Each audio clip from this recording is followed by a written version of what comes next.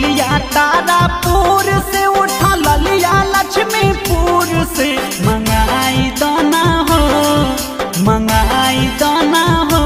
पियावा सरिया भागलपुर से मंगाई दाना हो, पियावा सरिया भागलपुर से। टिकुलिया तारापुर से उठा ललिया लक्ष्मीपुर से, टिकुलिया तारापुर से उठा ललिया लक्ष्मीपुर से मंगाई दाना हो, मंगाई दाना हो। पियावा सरिया भागलपुर से मंगाई दाना